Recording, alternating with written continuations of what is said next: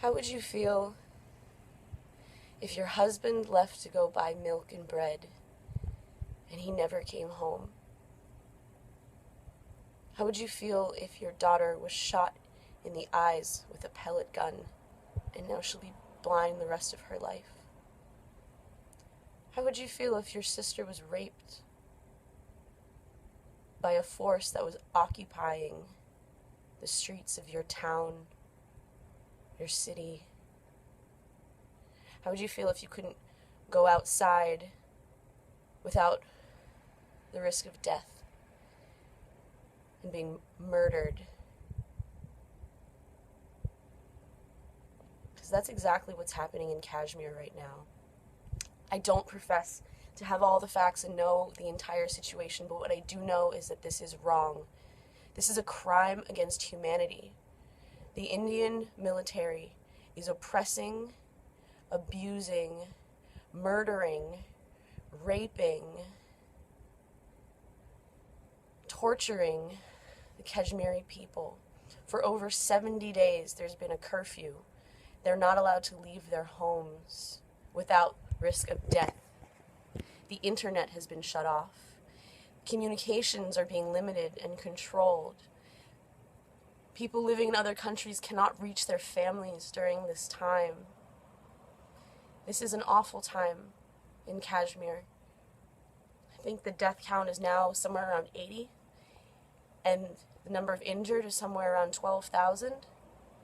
That makes it over 150 people being injured every single day. I don't profess to understand all of the history and the situation, but what I do understand is that this is wrong. If you've seen my old videos, in my old studio, I had this carpet, this Kashmiri carpet. I made a couple of videos where I was laying on it and talking, and I had the wonderful experience of being in Kashmir for several months in total, and visiting these villages and people, and I met this family, and that's where I bought this carpet from. We sat on the floor and drank kava tea. That entire family is dead. All 13 people. They were killed by the Indian military. How is that okay? How can this possibly be justified? More violence is not the answer. Hurting people is not the answer. Causing more harm is not the answer to resolving the situation.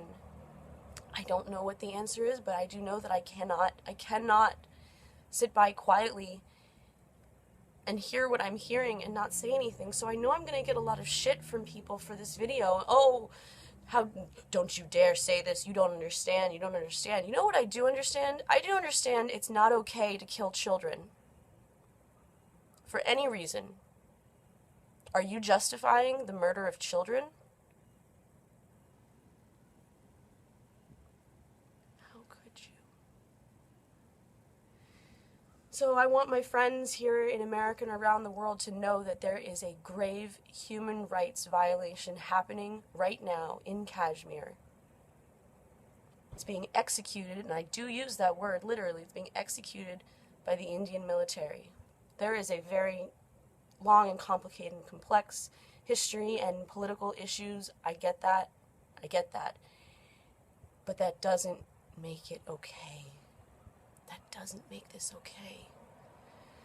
So I don't know what the answer is, but I know that turning a blind eye to the situation is not something I could live with. And I want people to know, people need to know that something is not right. The cries of the Kashmiri people need to be heard. So what can we do? We can pray. We can pray together for peace in Kashmir. We can pray for the children. We can pray for the families. We can pray for the young people who are losing their lives every day. Most of the people who died are under 18.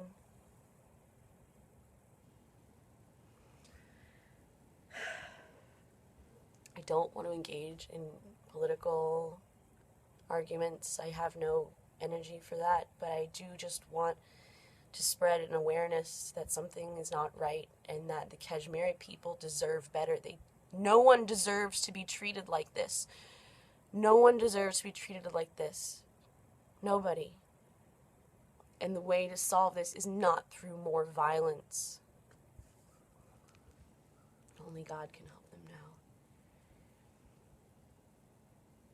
But God works through people.